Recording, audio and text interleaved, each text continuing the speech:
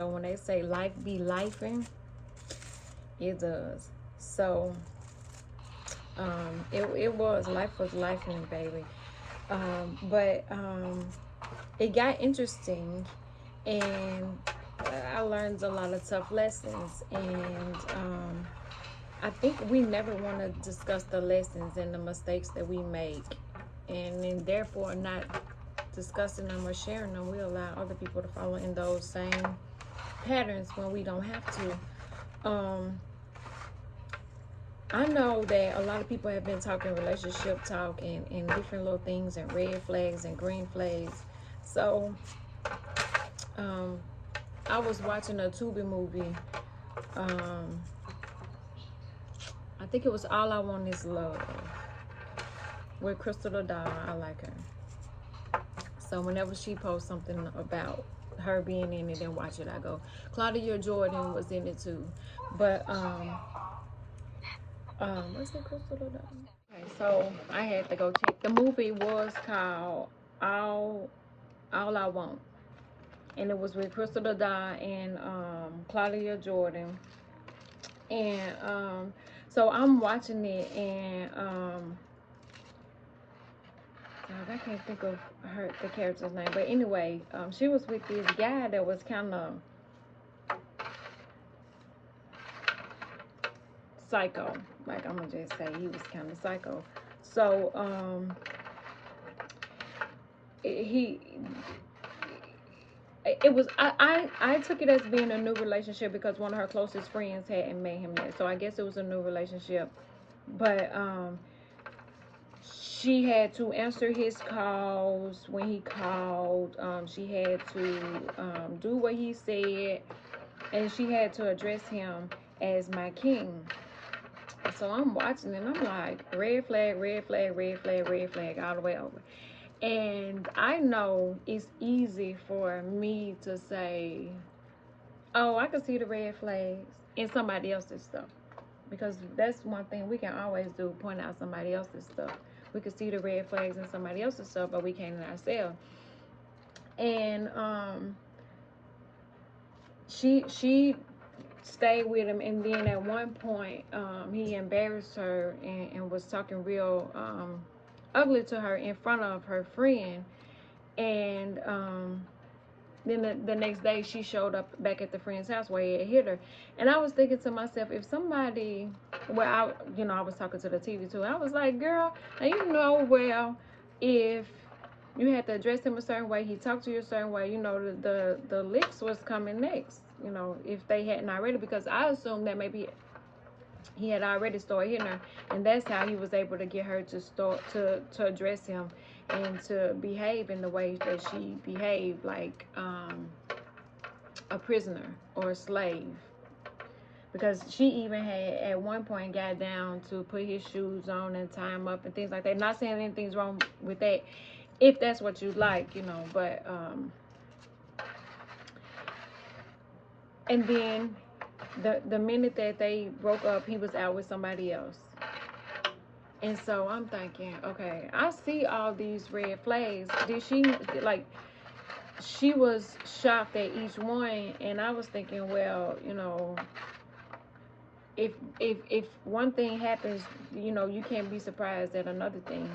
So I'm wondering, why do we ignore the red flags? And I just posted a video that I was listening to from, I think his name is Xavier Entertainer, on IG, where he was saying, well, we wouldn't have standards if men would be true and say that they're narcissistic and they are manipulative and things like that.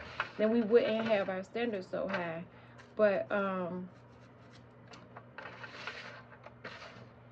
is that why we ignore the red flags? Like, because we see the potential, or we ignore the red flags because of what reason? I can't even figure out. And like I said, I'm watching the movie and I can spot the red flags. I'm like, okay, you got to talk to him this way. You got to call it, like, red flag, red flag, red flag, like everything. His name should have been red flag. And I'm wondering, like, why do we ignore the red flags?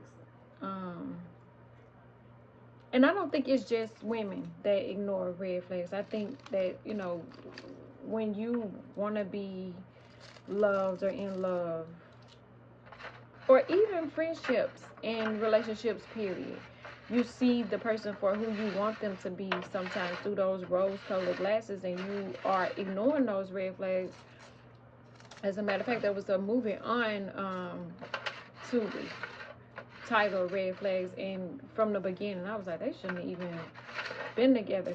But I don't know if you attract your opposite or you attract your equal. I don't know what it is, but I do know that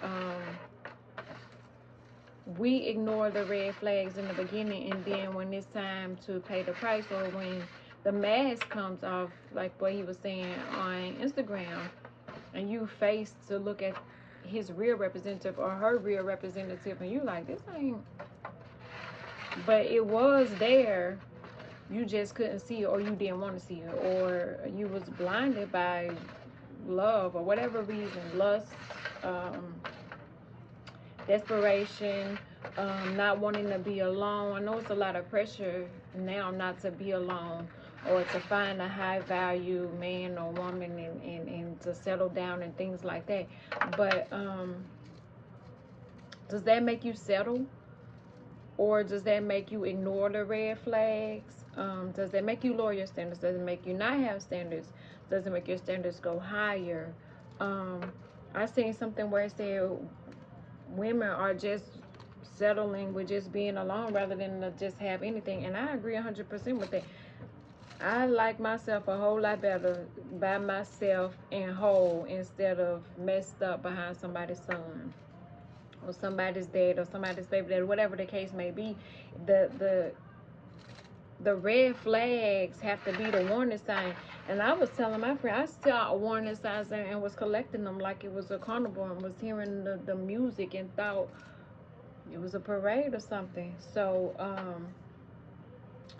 what part of the red flags and the intuition do you not ignore? Like, when does it get too much? Because for me, it has started to affect me physically, and that's when I can no longer ignore the red flags. When the physical, it took physical pain for me to say, wait a minute, I seen it on that movie, but I can't spot it in real life until it's physical pain. And I don't mean physical pain like from a fist. I mean like physical pain where you having headaches, or you having tension in your shoulders, you can't sleep, you overthinking, so you tired, and like it's like physical pain from not listening to the red flags and not listening to the intuition. And I shared something the other day that said, I appreciate the lessons I learned from my pain, or through my pain. I appreciate them, God, but I don't need no more of them. Now I'm good on that. Like, I'm still trying to find me a chiropractor from, like, not being able to turn my neck. And so now I think I am too sensitive to where everything is a red flag. So I'm seeing red flags. Well, it might not even be a flag, but I'm like, no, that's, no. I feel it. Or my shoulders go, So I think that's how I get my red flags, when the shoulders, and then you ignoring the shoulders, and then you don't ignore so many other red flags that it's like you have nowhere else to go. So you either gone or you gone. And I always say that you can never see the storm when you in the storm, but the people that love and care about you, that's close to you, they are able to help you see the storm, or to pull you through the storm, or to help you spot the red flags, because you can't spot them yourself.